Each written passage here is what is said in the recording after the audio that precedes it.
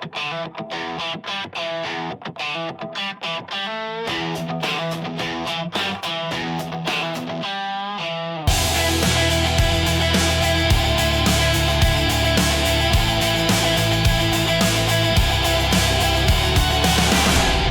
to the All Access Entertainment Podcast. I am your host, Joseph Bruen, and we have once again the GOC, the Guardian of Chaos, 2019 New England Pro Wrestling Hall of Famer, Big Daddy, Part 2. Welcome back. Thanks, Joe, for bringing me back for a part 2. Part 1 was a lot of fun. I greatly appreciate it. Pleasure to have you here. There was a lot to cover, and, we're going to do it. So let's dive deep into the continuation, the history of your career and what you've accomplished thus far. So let's go back a little bit. Road stories. You had a great road story on part 1, of course, with Junior Fatu. What other road stories or behind the scenes stories do you have? If you can maybe pick another one, something that the fans would not know about, something it could be backstage or on the way to a show, on the way home from a show, anything else, that you have story wise. Geez, Joe, there's a lot of stories. And again, you can't prepare yourself for an interview with Joe Bruen on All Access. That's for sure, because we never know where you're going to go. For the most part, and especially through the middle to later years on my journey in pro wrestling, I traveled solo. In the early days, we would get 2 or 3 or 4 guys and pack ourselves into a hatchback and drive throughout New England and the Northeast area, 2, 3, 4 hours on the road. We usually worked Fridays, Saturdays, and Sundays, double shots on Saturdays, Sundays. My regular career was a Department of Correction, and we'd all jam in to these cars and show up for no pay, $25, $50, or not even be booked. I told you the stories with King Kong Bundy and with the Samoans and the guys from part 1. There was a story. Here's a funny story because it's a guy that and he's known for this, and it just popped into my head as we were talking about it. Traveled a lot with Northeast, with NWA New England, with the WWA, NWA, certain NWA territories when they were still alive. We're in New York. I want to say the Poughkeepsie area, somewhere around there. A lot of big stars on the show, everyone from the Monster Abyss, who's a great guy. I think Kurt Angle might have been on that show. Maybe even Chris Jericho made an appearance at that show as well, the Dudley Boys. And then, of course, there's the regular guys, myself, Kurt Adonis. And this particular story is about Kurt, my longtime friend, because this is what he's known for, and man, was he good. So it's after the matches, another successful sold-out show. When you're getting 1,500 to 2,500 people in the late 90s, early and middle 2000s for independent shows, that was unheard of. So we had a successful show. It was a double shot. Late night, we go to Denny's, I think it was. Trying to think if Kurt was with Rocket Fred Curry as one of his boys, who they were with, and myself and Abyss and John Diamond and DeVito, and we're going to get something to eat. So I'm already in there with Abyss and a couple of the other guys. All of a sudden, towards the front door, there's this commotion. Everybody's looking around. Everybody jumps up out of their chairs. They're running towards the front door. I couldn't really see to begin with. And there's Kurt Adonis laying on the floor, took a face-first bump onto the floor, and everybody's running over there thinking this guy really got hurt. What are we going to do? Do we have to call the ambulance? Get over there. Kurt bounces up, holding his face, and just about laughs all the way to the table. He sold it and made it so believable. I was so caught off guard because I don't think I had seen Kurt do that before. Just coming in through the front door, takes a Brody face first, and the whole place exploded out of concern. Yeah. So that was a road story that I'll never forget. Kurt was quite the character, and he's going on to do great things, but I'll never forget Kurt, and he's known for that. The infamous, I'll call it the Flintstone flap. Yes. Like Bugs Bunny said back in the day, he took a Brody, and again he sold it like he was going to get taken away by the ambulance. So, and it turned it out to be a great night. Everyone was concerned, but then he said, "Oh, I'm okay, I'm okay." And we went and we had our meal. Geez, I don't think we got until about 3 or 4 o'clock in the morning, but that's another a story, road story that sticks out to me because I traveled a lot, believe it or not, Joe, on my own. I was much older than a lot of the guys at that age. I told you that in my journey. I got started late, making my debut in '91. There's many a road story where you're traveling throughout New England on these back roads and your car breaks down. It's 3 o'clock in the morning. I won't forget working with the WWA and Mike and Fred Sparta. It was myself and John Diamond against Superfly Jimmy Snuka, and I think Jimmy's son or Snuka Jr. was there, and we set up the coconut spot. John and I went out. We got a real coconut. We drilled it so we wouldn't split anybody's head open, and the whole spot was for me to get in the ring. John's holding them. I run across the ring to try to smash the coconut over Superfly's head. Snuka ducks at the last minute. Bang. Now, this was a hard coconut, Joe, and I split it across Diamond's head. And now, of course, we forgot to drill it to make it really soft. Oh, So he got hit full force, gaslit and blood spurted everywhere. I think we were right outside Boston. Snooker gave me the headbutt. I rolled out of the ring. He hits the Superfly body press from the top rope, pins Diamond. We roll out of the ring. He was pouring blood, had to get on the road, ended up at Boston General or Boston Memorial, and he had to get 5 staples in his head because of that stop. And then we just went out and partied after that, late after hours clubs. And I'm trying to think if we even drove to Albany because that was one of the big spots afterwards. Everybody wanted to go to Albany to hang out because I guess there were a bunch of fine people that wanted to hang out in uh, Albany. But that's another story that sticks out as well. excellent. And you've worked at so many different promotions. You mentioned a few of them there. Northeast Wrestling. What are your specific memories from working for NEW as a company? Northeast Wrestling and Mike O'Brien gave me one of the biggest opportunities in my career. I worked for Mike for 10 years. I had a 10-year run with that company. He didn't really put any demands on me like people have said in the past. Well, you work for me, you can't work for this one. We know a lot of that went on. O'Brien started in 1996, I believe, is when Northeast Wrestling started. I worked for Mike from the late 90s, I want to say 98, when I teamed up and I was assigned to work with Tony DeVito against Rough House Ralph Mosca. George the Animal Steel was on the show. He always brought in big names. He always put asses in seats, Joe. He was tough to work with because he wanted you to do what he wanted you to do. I thought he was fair. I can't say anything about Mike except while I worked for him, after the fact, that's another story. While I worked for him, he treated me very well and put me probably in my appearances on his show, which was everyone. I didn't miss any of his shows. He put me in the main event as a manager and put me in with the stars, whether it be with Dusty Rhodes and Kamala, King Kong Bundy and Sergeant Slaughter, Jerry King Lawler and Mick Foley, the Bushwhackers. Again, I'm a name dropper. He put me with Hacksaw Jim Duggan. He put me with the Dudley Boys, with every major star that you could think of, and I could never repay him for that because of how he treated me as a manager. It was very tough in those days to be a pro wrestling manager in the industry. The old school ways had gone away. So I have nothing bad to say about business wise with Mike, and he paid me very well, probably more than most.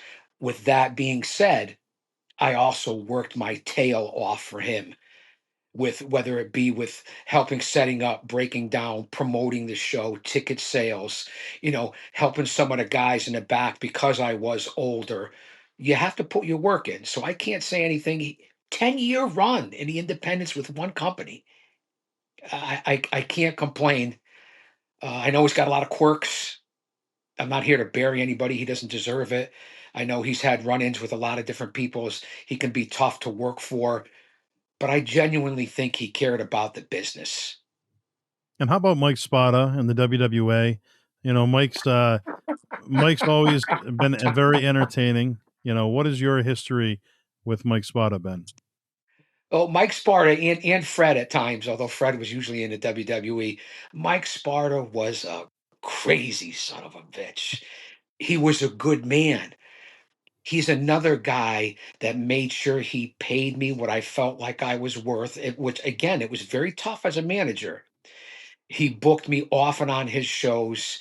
He put me in the main events as well because I brought a different mindset as a manager. Not only did I talk, not only was I 300 pounds, I could bump. And a lot of managers weren't bumping. He put me in matches with the Patriot, Sal Sincere, Chris Candido, Pat Tanaka. I mean, he's another, the Public Enemy, Snuka. He's another guy who treated me well as I worked for the WWE. I mean WWA, excuse me. Always took care of my hotels, paid me what I was worth. So I worked hard for him. He used me though, meaning, Big Daddy, you're not working just once. You're going to have two or three guys a show, and you're coming out two or three times every show. And whether it was for Mike O'Brien, whether it was for the Spartas and many other promoters, they always used me in a pinch as the heel to get heat if somebody was late, if a match wasn't on time, if the stars just go out there. Oh, what do you want me to say? Just do whatever you do. It is that you do. Distract the crowd for 5 minutes. We need you out there. So Mike, for as kooky as he is known, treated me very, very well and always used me. I had a good run with WWA. What would you say your highlight or your greatest takeaway was from both Northeast Wrestling and WWA? Their professionalism during that time, the independents were way different, Joe, as you well know, because you were around as well uh, as a young man. They always treated the talent well. They always paid well from my perspective. I didn't ask anybody else what they were doing. That wasn't my concern. They always treated me well, paid me well, looked out for me. They were professional, both kooky, but they always brought in the big names and they always put asses in seats, especially for the day and age that it was. And again, I'm basically talking about the middle 90s, a little bit later, late 90s into the early 2000s. They were very successful. Sparta didn't take any guff from anybody. That's for sure. Yeah. So it's nice to work with guys that are experienced. And my takeaways were they were solid companies. I met great guys through all of them, from Mike Hollow to Jimmy Shoulders, again to DeVito and Diamond and all the different guys that I worked with. Tony Roy, just a lot of good guys from up that area. Because as I said yesterday, as a manager, it was hard for me to get booked. And when I got booked, they stuck with me. But I did, because it was so oversaturated, and especially today, for the days, even then, I did everything I could to branch out and get across the country. And as a guy who wasn't a full-time worker, that was very hard to do. But I got lucky. I got fortunate to break out of the hotbed of New England and Northeast. And tell us about the kind of the music side. You were involved in the music industry as well.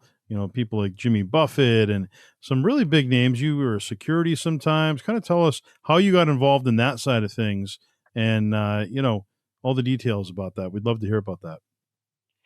I appreciate it, Joe. For years, from the time I was 17 up into my 50s, I was always a doorman, which they called a bouncer. I was a bounty hunter with David Schultz for a while, for Bridgeport Court, uh, uh, Hartford High Court. So I knew a lot of people and I knew guys in bands. So they started hiring me out as private security, whether it be local bands like Crucible or MVP, and onto the bigger bands working private security. I got to work with Dan Apache from the American Gladiators, the original Gladiators. He was my supervisor. So he had venues around the Northeast, along with Melvin Black from Event Pro Incorporated. And then I got into working at places like the Meadows. So I was always assigned backstage. I even worked security on a double shot weekend at conventions for John Cena in 2004, to meet Cena back then and to see how genuine he was, and he's so relevant now, to be his personal security for that weekend. I'll never forget it. And this was early Cena, 2004. He was surrounded by people, Joe. New York, New Jersey is where we were. And, these kids would come up to him and ask him, hey, could you talk to my grandma? Could you talk to my mom, my brother? Cena would take the time with hundreds of people around him, had to keep everybody away from him. And he would get on the phone and start talking to people's family members. That's how genuine he was. He even got into it with the local kids, a local rap battle. I had pulled him aside, and I remember, now John Cena wouldn't remember this, that of today. And I said, man, I said, they really love you, man. They really like you. I said, you're going to go far in in this business. And he was already a couple years in. He was with OVW and all that. And he's like, man, thanks, man. I appreciate it. And thanks for being here for me. Couldn't find a nicer, more friendly guy. But back to the music industry, I was lucky enough to work the dressing rooms and walk them back and forth to the stage, wait for them on the side, to everybody from the Steve Miller Band to Foreigner to Metallica to Jimmy Buffett to Madonna, LL Cool J, Slick Rick, De La Soul. It was the time of my life. Now, did it help me further other places? No, into the entertainment industry, but to mix entertainment while I was in the wrestling industry, and to be able to, I'm big on asking questions. You're always supposed to shut your mouth and listen and keep your ears open. But I was also taught to pick people's brains. Ask the question as long as it's appropriate, as long as they're not ready to go on stage. Sure. And I'll just never forget being backstage with Bobby Brown before they became really famous, and LL Cool J was taking his Corvette out onto the stage, bring him back to the dressing rooms. And for whatever reason, certain things stick into your mind. Lobsters and Heineken. That's all I remember in the dressing room. Yeah. Lobsters and Heineken, and everybody was so cool.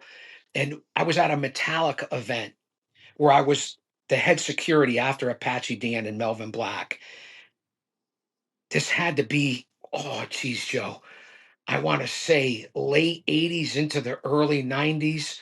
What a concert with Metallica. They rushed the stage, piled people 10 feet high. We were getting crushed against the stage as security.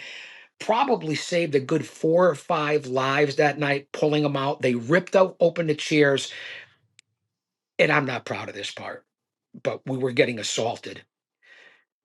We must have taken out and dragged out about 20 to 30 patrons, dragged them out of the venue and threw them onto the police bus that was waiting right there. And they couldn't have been more thankful. Again, Steve Miller, Foreigner, Pat Travers. This was out in Arizona. They couldn't have been more thankful for a guy who's just basically a roadie, a ham and egger, making sure that they were safe. Even working the venue of the legendary music venue, Toad's Place, right outside Yale, in the shadows of New Haven Coliseum. Everybody that came into that club before their tours, the unbelievable 50-year history of the Rolling Stones and Billy Joel and Bob Dylan, and just recently the Foo Fighters. I worked along with the legendary doorman down there who just passed away, Tank, a monster of a man. In those days, I'll never forget being able to work with those guys, because unless I didn't see it, they were all just so humble and welcoming and treated you like an equal. And many a time, I saved a frantic woman from trying to get at these guys. So it was the time of my life, basically being security and a roadie. I loved that part and that part of the journey. What are your memories of John Xavier, the late John Xavier? Wow, rest in peace, John. Xavier, we were supposed to manage and work together. I've been on many shows with Xavier, seen him in the ring with everybody from Samoa Joe to AJ Styles. He was the first Ring of Honor champion. Incredible shape, incredible athlete, one of the most humble a gentleman that you can ever imagine. He was very down to earth. He was very humble, loved and respected by his peers. And the guy could work like you wouldn't believe. Even back for the day, Xavier was ahead of his time. That 450 splash from the top rope and then to the outside of the ring through tables. I have him on all kinds of videos. A man who went way too early, and I loved John, and he was great to me. What a talent. Now, all the promotions you've worked for, if you had to choose one, was there a favorite over the years? Well, working for NWA New England and working with Tony Rumble was a great time. He treated us with respect. I loved Tony. Working with Mike in Northeast, again, treated me well. I have nothing bad to say as far as the business part. Sparta treated me well. Listen, Dennis Corluzzo, the few times that he used me was very kind. Gave me respect. Even going to places like Iron Mike Sharp School back in the early '90s. I think it was Rocky Jones might have been the lead. Going to Gino Caruso's at Lake Hiawatha, ISPW, the Superstars of Wrestling, going, and I briefly touched on it yesterday. Steve and Larry Glagorovic, aka Heaven and Hell, the twin turbos from Chicago, who are now in Arizona, they treated me like gold when they brought me out to Laughlin, Nevada. They brought me out to Bullhead City, to Chicago, to Las Vegas, to Hammond, Indiana, and again, just happened to meet them through and got to meet Justin Roberts at that time when he was 19 years old, and Dale Gagne, who was the promoter at the time and tried to take over the AWA Superstars. I loved working for them. And again, Joe, for a manager, it was unheard of to travel the country on their dime. Yeah. The illustrious Johnny Stewart treated me like gold. I was lucky enough, along with Justin Roberts and the Glagorovics, I call Heaven and Hell the Twin Turbos, who worked in the WWE, worked with every star you could think of.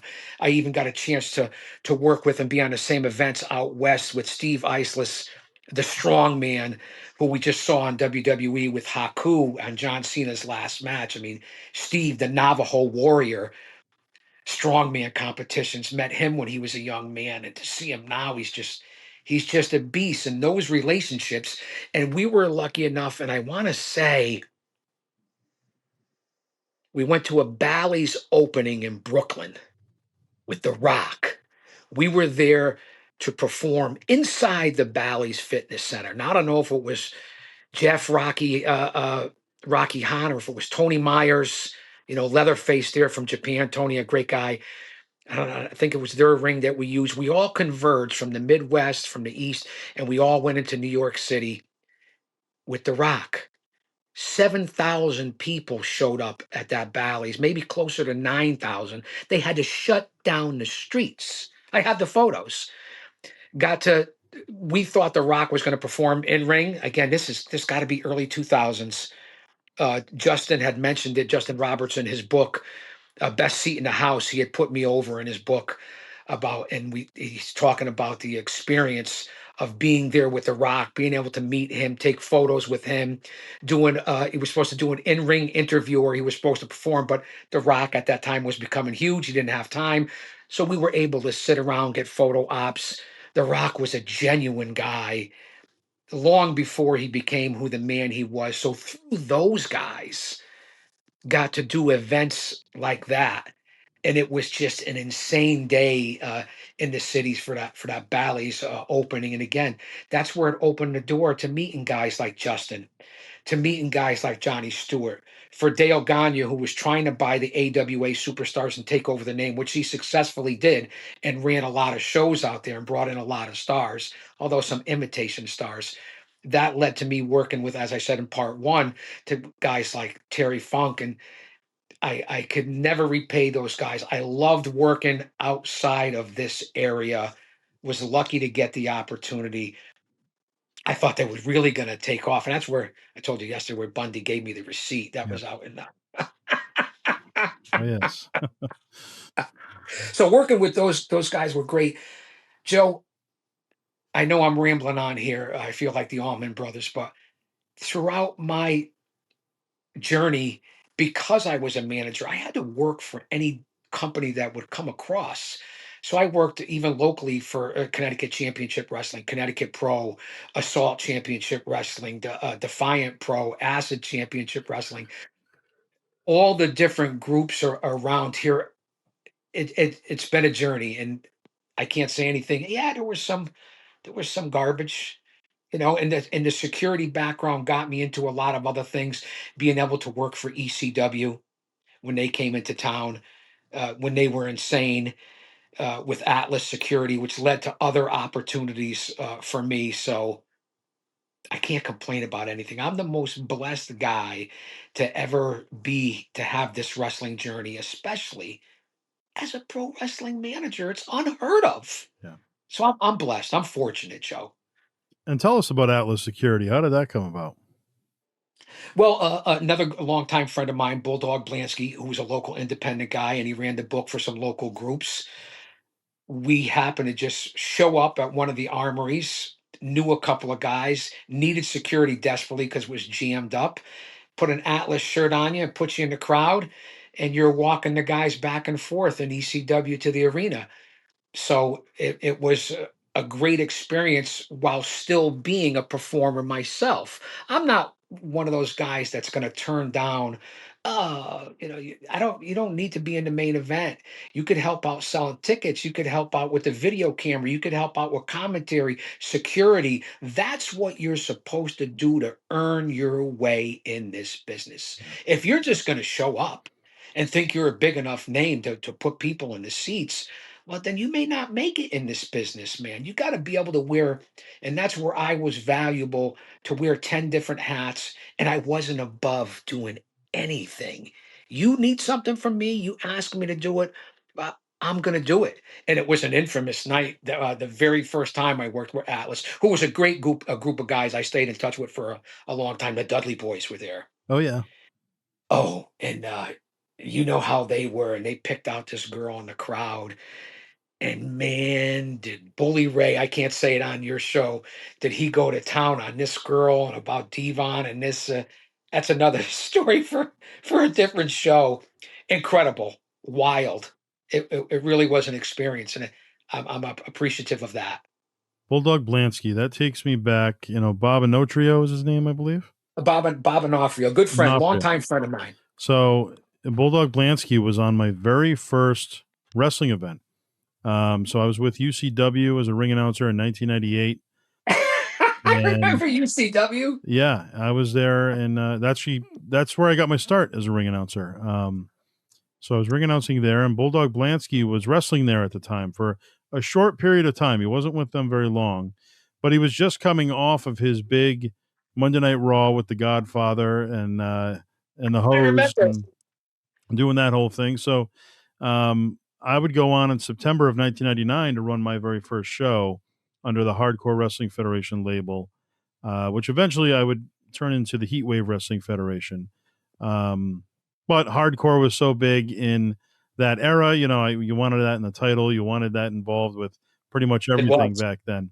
But yeah, Bulldog Blansky worked on that show for me, and just takes me back to a good time. He worked a 20-man battle royal for me. He was in there, and Yeah, that's Bobby's a good guy. I believe he's down in Florida right now. I've known him for a long time. He's always been a guy that's been around in this area as an indie guy, and well liked by his peers. At the performance wise, he didn't get where he wanted to go, but there were many a times in the local area that we ran into Bulldog, and we traveled together, and he always had that shoot job, so he could never stay out late, and I was known for staying out late, so Bobby kind of drifted to the side, but he had his mark here in the New England area, trying to help a lot of people out, just like guys like the Hungry Man, aka Jeff Canet, who ran Connecticut Championship Wrestling and did his own talk show here for years. Also was lucky enough he appeared with D-Generation X on us on WWE, same sort of spot like Bulldog did with the Ho Train, but he was security with DX at the day. So that's two local guys involved with local cable access that I know from the area, that were good guys, that were talented in their own right, and to be liked by your peers, whether it's locally or in the major leagues, that's an important thing. Yeah, absolutely.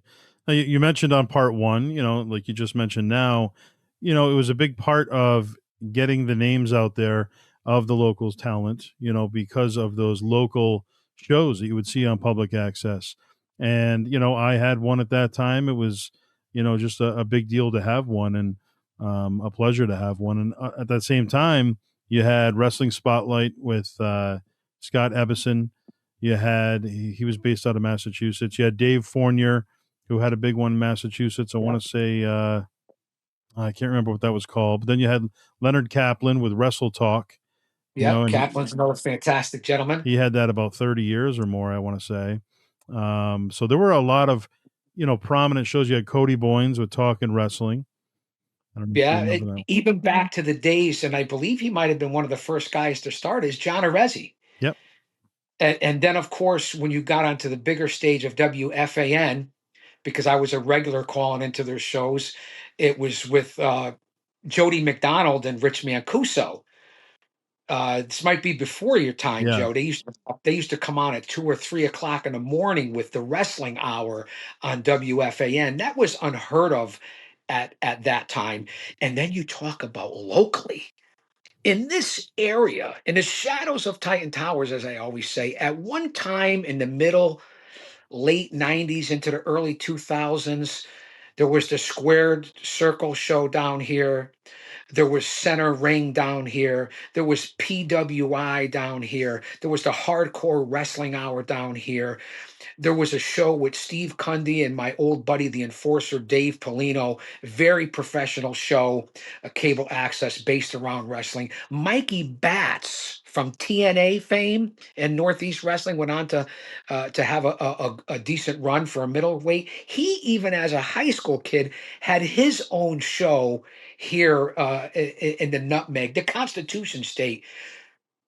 That's why I say, and I said yesterday, that the New England Northeast area, whether it's Marks, no offense to anyone because we're all Marks, whether it's cable access show, whether it's attendance, whether it's independent pro wrestling, this has been a hotbed for 40 years in this area, you know, probably because of the WWE home territory, and a lot of locals did a lot of great things for the indie guys, providing them a platform at these shows and providing them with a platform of getting television experience, being in front of the camera. You didn't have a lot of that back then, Joe, so the local guys provided that for the local talent, and I thought that was, these guys contributed a lot to the business, although not talent themselves. My buddies like Bad News Bob and Mike Cuomo and the Fog Man, and like I said, Dave Polino. And it's funny that I'm even talking about these guys, but I give everybody the rub, man. They helped out. Absolutely. Yeah. It takes a part of everybody's efforts to, bring it to where it needs to be, without a doubt. And these Whether guys still do this to this day. They were doing it in the '90s, and here it is 25 years later.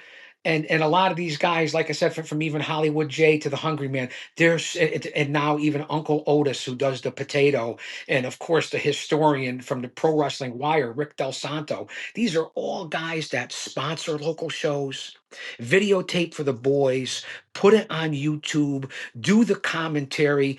And I always say, because not a lot of people are in their budget to get a crew down there, to have a regular film crew and cameraman.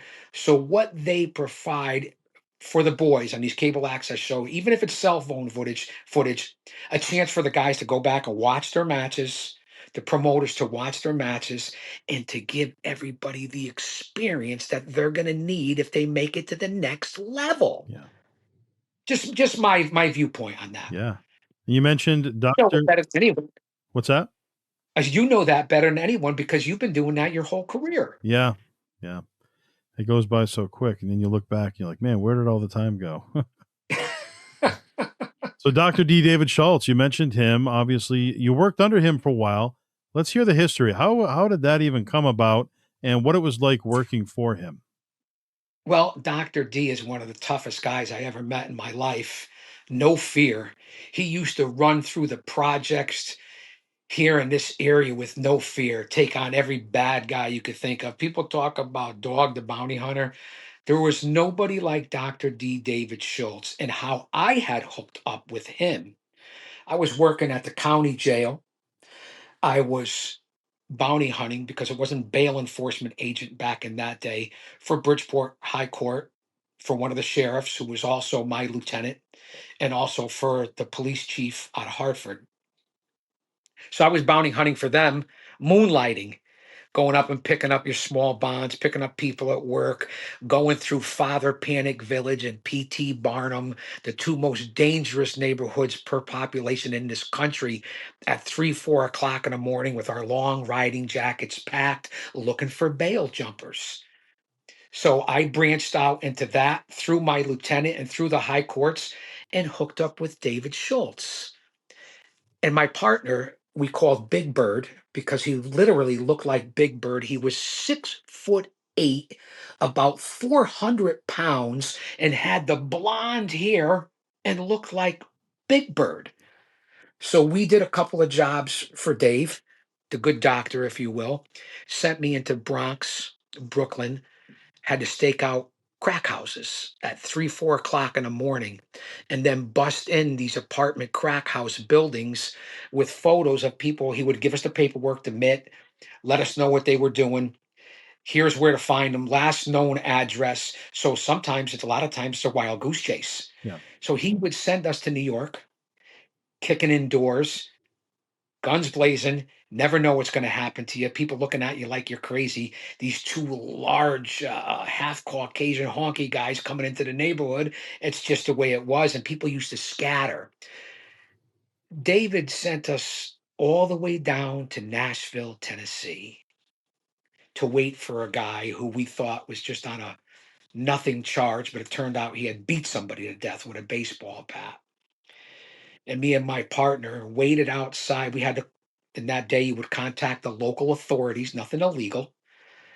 We would contact the local authorities, let them know that we're in town because we've been caught before. You go into a town looking like us, you stick out like a sore thumb. So people were calling the cops on us. Who are these guys hanging around? So they confronted us, the local police. They said, listen, whenever you come here, you got to let us know that you're here and we'll work with you. So we waited outside this guy. Now, Schultz paid your transportation, your food, your car, whatever you want. But you don't get the guy, you get nothing. You get him, you get 10% of the bond, sometimes more, depending on what he did. We waited outside this guy's house for 4 days, Joe. 3, 4 o'clock in the morning, he came in all drunk one day, one night, one early morning. Big boy went to the front, Big Bird, I went to the front. He went to the back, sledgehammer to the door, knock down the doors, get inside to the living room. There's 3 or 4 little kids laying in the living room. No guy. Where's the criminal? I said, Big Bird, stay right here. He's probably upstairs, hoping he's here. So I said, you stay with the kids. I'll go check. I go upstairs. There's 3 bedrooms, Joe. 1, 2, 3. You get one shot at this. You go in the wrong bedroom. Who knows what's coming out of the next one? You go. So I had to make the right choice. I chose the bedroom right closest to me in front of me, went in there and found him hiding under the bed. Dragged him out, cuffed him up, threw him back in a Lincoln Town car, and got him all the way back up here for court. Wow. Those are the stories with Dave. Now, there is a rumor allegedly that we got shorted on the pay. And I've been saying this for a long time, and I even ran into David at your fan fest. Yep. And he said, I don't know, man. I don't know. He remembered, obviously, because I only did a couple jobs for him. And then I went into repossessing cars, which was even more dangerous. He said, nah, I don't think that's what the bond said. It was alleged that he shorted us money for bringing back the guy, but who am I to question David Schultz? You know, Yeah, yeah. David Schultz. but Doc was good to me, and through Doc, he also trained. I was already working, but he also led to Big Steve Tracy, 6'5", 400 pounds, as Big Steve bail bonds. Schultz trained him, who was also training with Mario and Roma back in the day, and had a brief stint in the pro wrestling world too. And now is owner of two different restaurants here in the area, the Rib House. But another dude that was Big Steve, Big Dave. He went by Dave Paradise as his pro wrestling name. He's nobody to be trifled with, and he also worked for the Good Doctor. So those are stories that you could see that I did a little bit of everything just because I did. And I liked living on the edge. Dusty Rhodes said from the lightning bolt to the lightning bolt. And it probably wasn't the smartest for me because I had two children. I had two families to support. But thankfully and luckily, whether it's been guns put to my head, which I've had, hits put out on me by certain gang members, which I've had, 800 soldiers in the street looking for the GOC, I always managed to have diplomatic meetings and to be able to not talk my way out of it, but out of respect, giving it to the bad guys and getting it back. It got you a long way in how you treat people. And I say this all the time, Joe. In order to get respect, you have to start with respecting yourself. Once you do that, you open other people's minds to respecting you.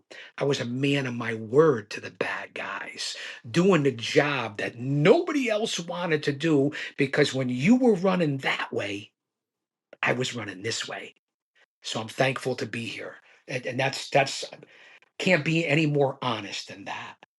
Now, another interesting thing that you've been a part of, which is kind of unique, although multiple people from the wrestling world have kind of gotten involved in it at that time. It was kind of the big thing, but you were one of the lucky ones to appear on the Jerry Springer show.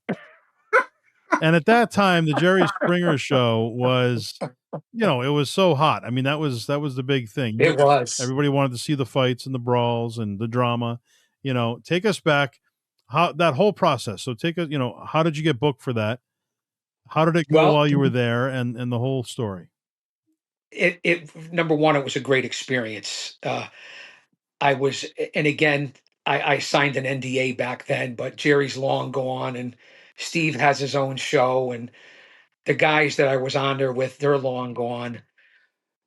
I got contacted by Toby Yoshimura, who was the producer for Springer. I was sending my tapes, as I said, all over the country, and he got one of my wrestling tapes from promoters out in the Minnesota and Wisconsin area because they were filming at that point in Chicago. So Toby Yoshimura found my contact information from through wrestling videotapes and contacted me. Okay. I was like, wow. They said, well, would you be interested in coming out as a guest? And again, I'm in law enforcement at that time. I have two kids. And I said to myself, sure, what does this entail?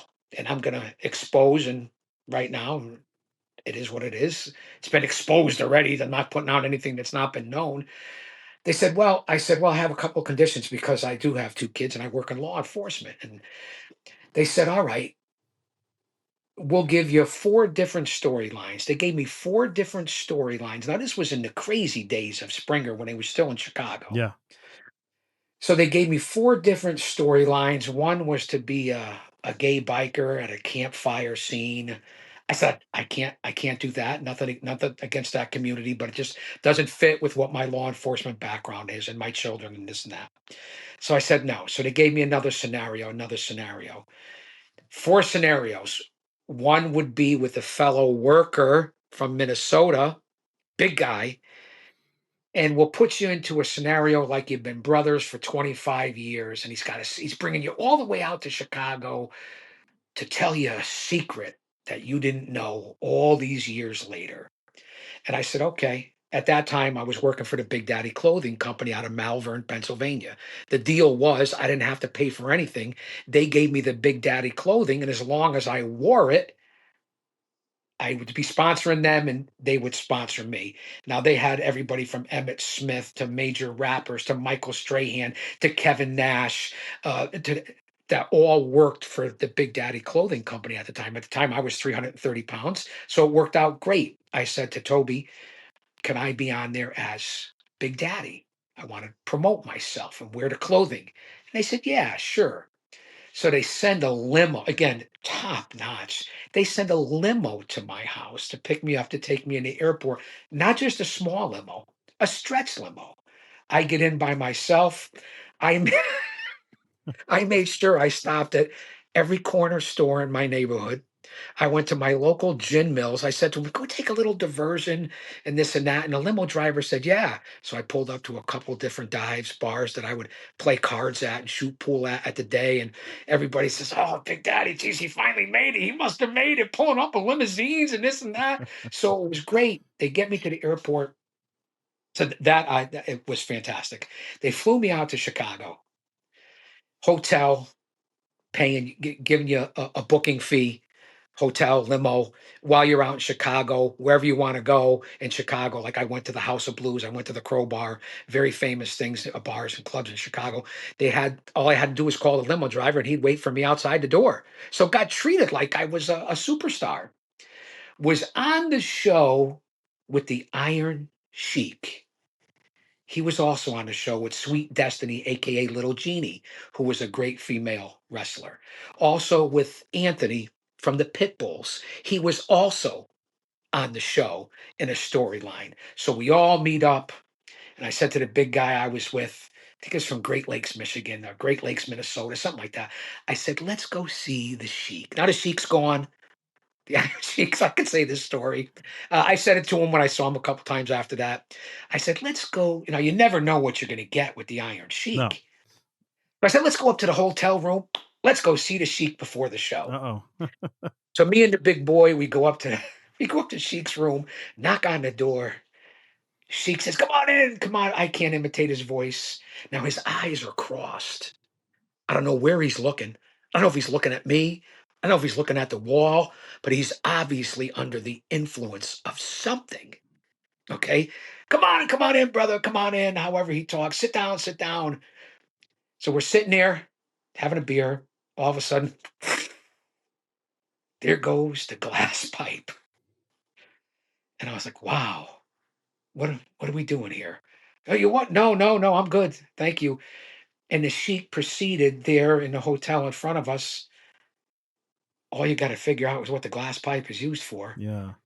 That's what the Sheik was doing. Again, rest in peace. No disrespect. I'm not trying to slander him. I love the Iron Sheik. He was great to me, but I'm just presenting the facts. Yeah. So we ended up leaving after a little while, let the Iron Sheik do his thing. We're going to meet the next day for the taping in Springer. Went out to the Crowbar. I'll give you a little funny story. In this place, a very famous bar in Chicago, they tie you up. They have all women there that work there. So part of the gimmick was for their bar. I went in there and they said, "Come on, let us tie you up," and this and that. It was that kind of bar. So I took off my shirt. These two girls tied me to posts. They took out leather straps. Oh, man. My wife is going to see this. They took out straps, right, and they tied me to the pole, to each pole on each side, and to my legs, right. And they come out with hot candle wax, and they pour it all over your body while you're in the bar and there in front of everybody. And I was dumb enough back then because I was single, to do it. And then they took out ping pong paddles and they started paddling your body from your cojones down your legs up to your head before they untie you. So that's what I went through in Chicago. Fast forward to the next day for Springer. Jerry and the producers come pick us up in a limousine. Again, top notch, food, bars, whatever you want. We're going to the studio. And again, I'm not proud of this. My family will see this, but I'm not keeping any secrets. I'm trying to be as honest as I can. At that time, I enjoyed cannabis, which is now legal. So I whip out a joint with all these suits, these NBC suits or whatever station it was on. And they all look at me like I had three heads. They're like, what? So as soon as I lit it up, what did they do? Oh, you're going to pass it along?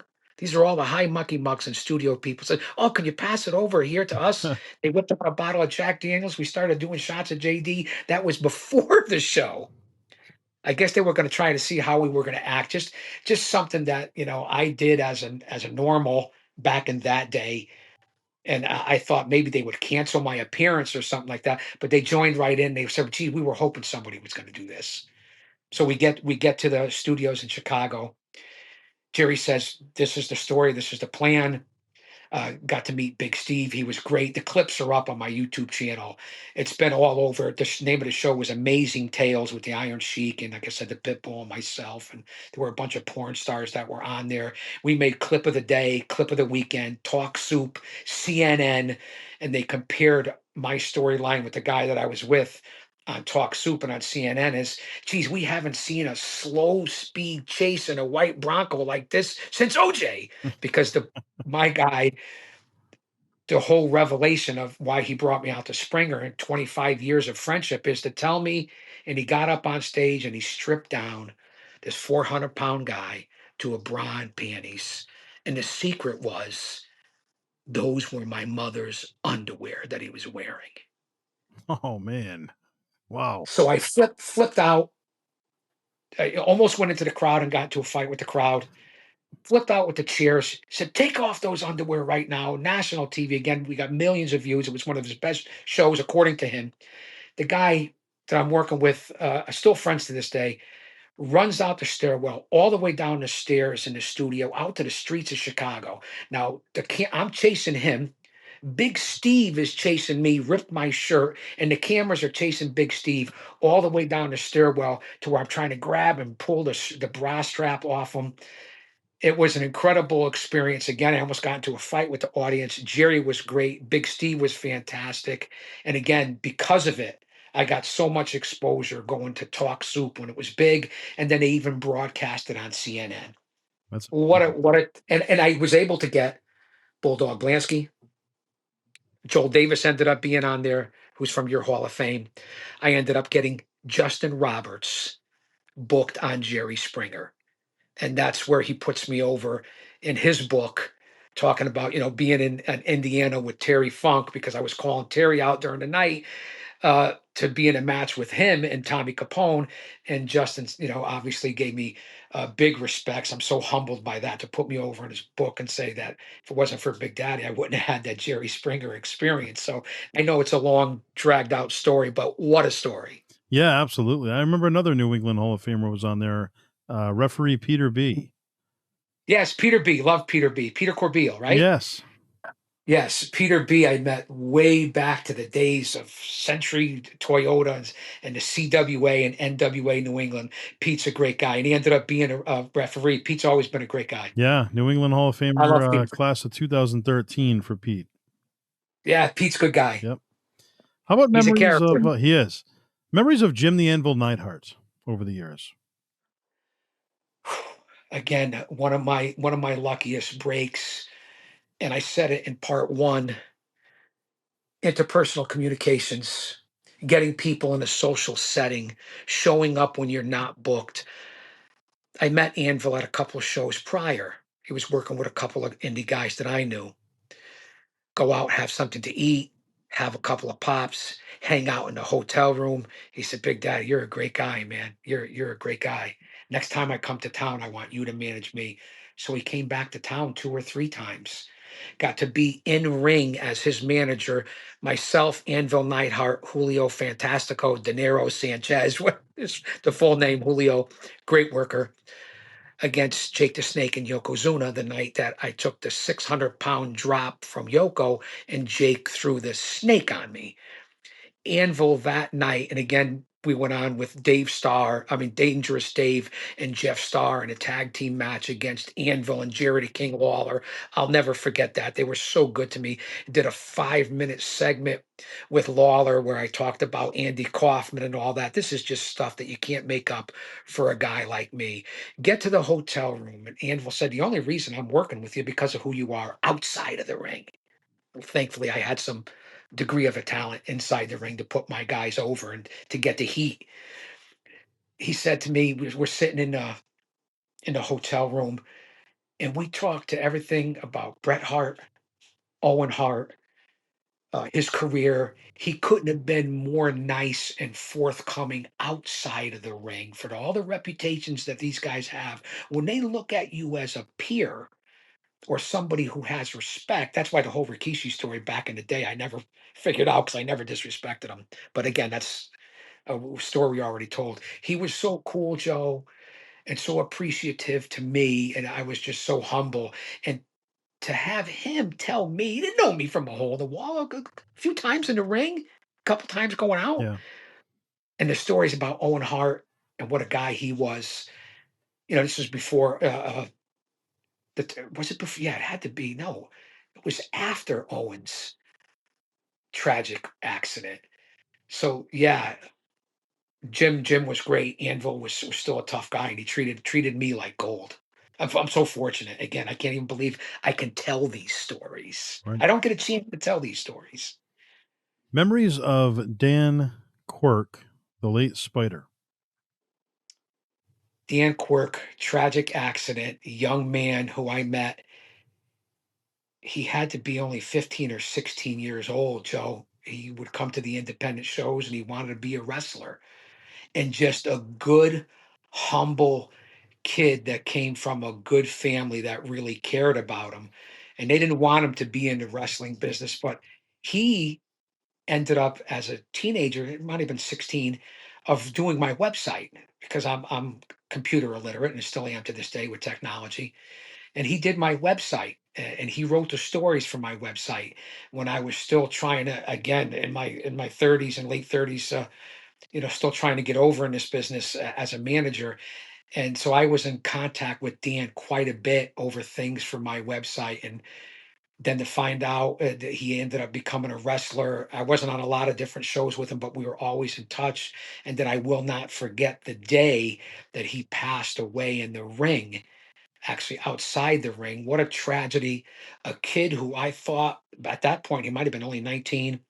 He developed quickly. He was well liked by his peers. He was very talented.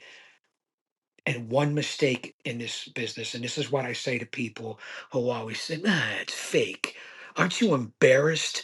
Didn't you grow up and get over this? There's nothing fake about it. You have the balls, get in a ring with a preliminary guy or a student for 5 minutes and tell me how you feel. Tell me if you can do it. Tell me if you can make these moves, and then I'll tell you how fake it is. And that's what happened with Dan Quirk and many, many other guys. One wrong move, one wrong bump, and you could die. You can be paralyzed. You can be crippled. And that's why when people say to me, fake, I say horseshit. There's nothing fake about it. It's predetermined physical opera, but you either get in there and take the punishment or the beating, which most of you out there don't and can't. You really have no right to say anything. It's a dangerous, dangerous sport. It's year round. There's no off season, and it was an unfortunate incident with Danny. Rest in peace, because I think he would have been. I think he would have been something. So Oh, yeah, yeah, without a doubt. I remember ring announcing Dan at different shows, not too often, but I ring announced him a few times. Powerhouse Wrestling, I want to say UCW, and I remember him hitting a. He was probably 18 at the time, and he hit a moonsault off the top of a steel cage, with ease. And I mean, he was phenomenal for his age. Like you excuse me. said, he was up and coming, and I think a match that would have been amazing to see. I don't know if it ever happened. I don't think it did, but I would have loved to have seen him and Dylan Cage lock it up. You're reading my mind. I just thought the same thing 30 seconds ago. That would have been a cool one. But Dan was a great guy. He, It really hit the community hard. yeah, It hit the wrestling community very hard when that happened. it did. Yeah, he was 19 when he passed. He was from Shelton, Connecticut, and Yep. I was there at his wake, and I mean, what a outpour of support. I remember, Talia Madison had already become, a star as Velvet Sky, and she came back to this, and Uh, Great person, yeah, Velvet. there were people from all over. The place was packed, and uh, yeah, it was always hard. I was there, Joe. I was there. I You were remember. there, I was there. and it was always hard, during that time period because the night he passed away, I was the ring announcer, so I ring announced that show, and it was in Taunton, Massachusetts, I believe. It was for UCW, Yeah, and I wasn't at the event, that Joe. That must have been. I couldn't imagine what you guys live felt that night. Couldn't imagine. it was unbelievable. I mean, 1 second, I was a ring announcer, so I was getting everybody's information, getting ready for the show. And 1 second, I'm talking to Dan behind the curtain, and it was literally just before the match. And he was in such good spirits. And I had at that time an upcoming HWF show. And I was actually going to be running it. It was scheduled to be run there out of that same building. And it was going to be my first time putting a show on there. And Dan was so excited about it. He was booked for the show, and he gave me some papers that were printouts of, I believe it was of his website, and it was just advertising upcoming appearances. And I still have that paper to this day, and it says upcoming appearances, and my show's listed on there, HWF, which would have been, I don't know, maybe 2 months after he passed away or something like that. And I still have all his work downstairs in Chaos Corner. I'll have all his work that he did for me. yeah, We see. I'll never get rid of it. yeah, but Dan was such a good guy, and yeah, just horrible, what happened there. Well, thanks for bringing him up, Joe, and keeping his memory alive. I appreciate it. Absolutely, and it needs to be done, without a doubt. So transitioning back into some of the stars you've worked with over the years, you mentioned Jerry the King Lawler and Sergeant Slaughter and Yokozuna and Jim the Anvil Neidhart. Specifically, Jerry the King Lawler. Any interactions with him? What was it like working with him? Again, very fortunate. I was able to work with Lawler numerous times, whether it be with Slick Wagner Brown, like I said, Dave or Jeff Starr. We actually even did an autograph session together where it was just me and Lawler signing. What a joke that is! Everybody was in Lawler's line, and I was I was standing here just looking at myself, but was just honored and privileged to even be asked to be next to him. He treat again a guy who's people have differing opinions on the King. He treated me again so well, gave me the spots where he wanted me to come in and get the heat, set up my spots for me in the match. And one of the most memorable moments was working with Slick and with Lawler and Mick Foley as the special guest referee. It just He was always nice backstage, always willing to talk, broke bread together. The things I remember about the King, treating me nice, telling me, now when you hit me, Big Daddy, lay it in. You're only going to get a couple chances throughout the match.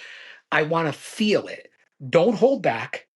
He goes, because if I'm going to get you, I'm going to get your guys. You're going to feel it. A lot of people thinks that the King works light and he wants to work light.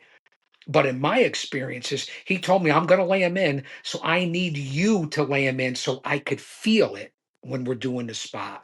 So I'll never forget that part of Lawler telling me that.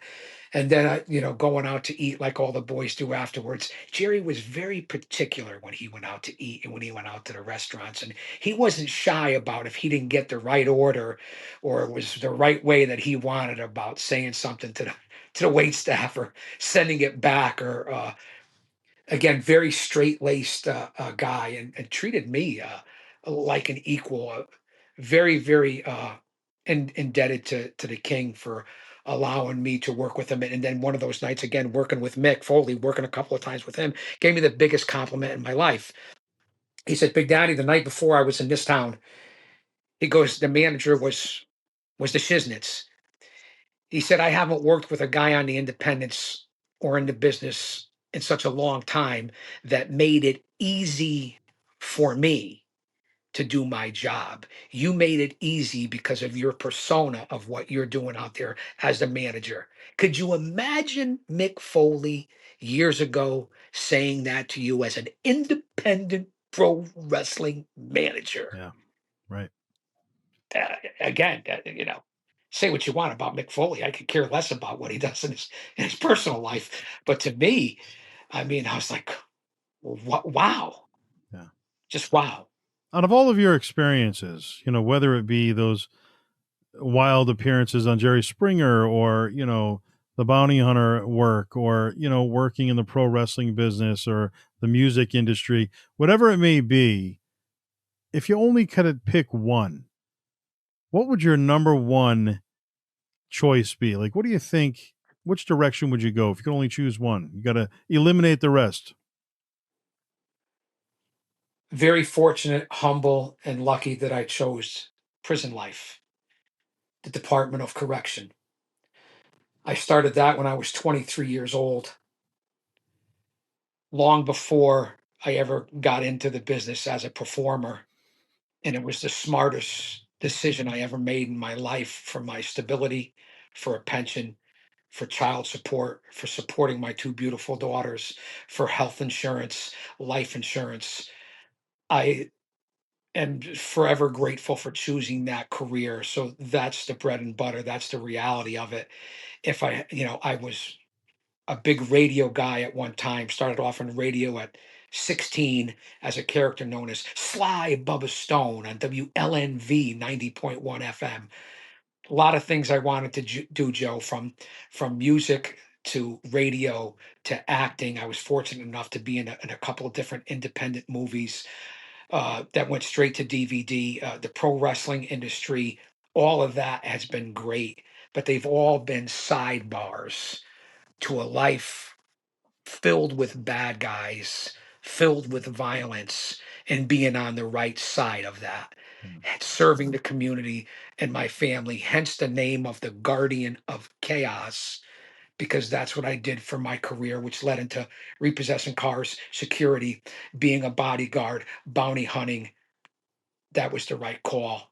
All the rest of that is just entertainment, noise, and distraction on the side. And we can't talk about Big Daddy and the legacy of Big Daddy without talking about PAPW, Paradise Alley Pro Wrestling. We mentioned, Big Steve Tracy, of course, Pretty Paul Roma, Mario Mancini, Paul Perez. They make up the foundation of PAPW, which is obviously located in Connecticut here in New England. And they've got the wrestling school, of course. You've been a big part of PAPW, I feel like forever now, probably since the beginning. So let's hear all about it and your experiences in PAPW over the years and working closely with all of those mentioned individuals. Well, Paradise Alley Pro Wrestling is a throwback in the independent business right now. They run it old school. They run a traditional family style. Mario and Roma and I go back like 8 tracks. We go back like a recliner. I met Mario at the Quest facility for Tony Altomore and Kenny Passarillo's Quest, and that might have been 1983. I want to say 84 is when I first met Mario. I met Paul Roma before he was in the business, when I was a corrections officer in the county jail and Paul was a high court sheriff. So that's how far we go back, to the early and middle 80s. And then we broke away and didn't see each other for years and years and years. Knew Big Steve Tracy through the bounty hunter industry. Didn't really know Paul Perez that well. Reconnected with Mario in 1999 through a good friend of ours, Mark Thomas, the Condor, when we worked for the NAWA and Tony Capone, who ran a very successful organization out of New York. And that's hence the commissioner, Bruno San Martino. Uh, saw Mario at the Westchester County Civic Center. What a great place to have a show. Sold out. Mario worked King Kong Bundy that night, and Bundy actually worked for Mario. So we reconnected her after all those years. Mario almost forgot it was me because I looked so different back then. I went from pretty boy to monster. When Mario got out of the business, I was just getting into the business. When I went to the Quest facility, I failed. I didn't make it. We again lost touch for years, but still brothers. Ran into Mario and Paul Perez and Big Steve, who I knew of through the business of bounty hunting and bail bondsman. He was a local legend, Big Steve. 2015, my daughter passes away. 3 months later, my mother passes away. It'll bring tears to my eyes, Joe. My daughter never walked or talked a day in her life. She was very sick, needed 24-hour care round the clock. Was lucky we had her for as long as we did. And when she passed in 2015, I was already retired from the prison and I was working for the Board of Education, security for the high school. And out of nowhere, Mario came walking in with a bunch of posters to run an event at the high school I was working at, and after not seeing him for all these years. And it was to honor Michael J. D'Angelo, Diesel, who got killed in a car accident, who was a student at the high school who I was very close to as well. So they were doing a fundraiser for the D'Angelo family, which became Diesel Mania, which they're now in their sixth or seventh year of doing. And it's even Mania in Paradise. So that's how we reconnected and hooked up. And right after my daughter passed, so I've been with Paradise Alley probably late 2015, 2016, which was they started in 2015. I believe they're on their 10 or 11-year anniversary. So we reconnected like we never, like back to 1983 and 1999. And so they brought me in. I helped sell tickets, and the usual things that I did, hanging up flyers, and got back in. And they said, "Hey, you want to do some color commentary and some broadcasting for us and get back into the business?" Because I was retired from the prison, working at the high school, and I went in both feet first, back into the brotherhood, back into the business.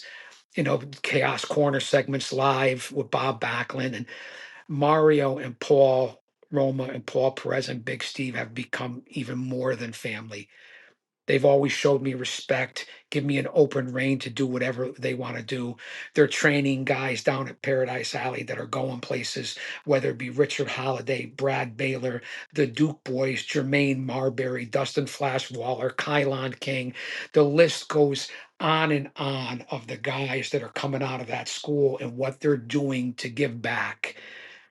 Paradise Alley Pro Wrestling is my home. I love those four guys. Paul Perez, second generation grappler, a tremendous gentleman, family man. A lot of people talk about Roma being arrogant and cantankerous. He lets you into his circle. You can't find a better person to have on your side. Mario will give you the shirt off his back, even if it's his last shirt. Sometime, and I'm sorry for saying this, Mario, if you ever see this, sometimes to a fault. But great men doing good things to give back to this community, not only in wrestling, where it's a training facility, but then if you graduate from there, you get to go on their shows because they run shows. There's not too many organizations that do that. They're a mom and pop organization with credibility. You talk about emotional investment, ring psychology, storytelling, and mentoring young men and women on respect in life. Paradise Alley Pro Wrestling is the place to go. And those four men, and I hate using this phrase because everybody says it, they need their flowers as well. Nobody's perfect, Joe. None of us are. But that's my family, and they have my loyalty, and they've always been good to me. You could have a beef with one of those guys, and the next day it's like your family. So four, I call them the Paradise Four, and they've earned it. And I'm still a part of that. I don't go around as much as I used to. I'm a closed off guy in a lot of ways by choice. But man, you couldn't ask for more real people that'll do anything for you and doing the best they can in an oversaturated market wherever in this state everybody's running. But the name on the marquee is Paul Roma. And both all three, Mario Mancini, Paul Roma, and Paul Perez, are in your Hall of Fame. So Absolutely. great guys. Absolutely. Yeah, with all that talent and experience behind them, I mean, there's no surprise that they're still going strong, and developing all that Business. talent. Yeah.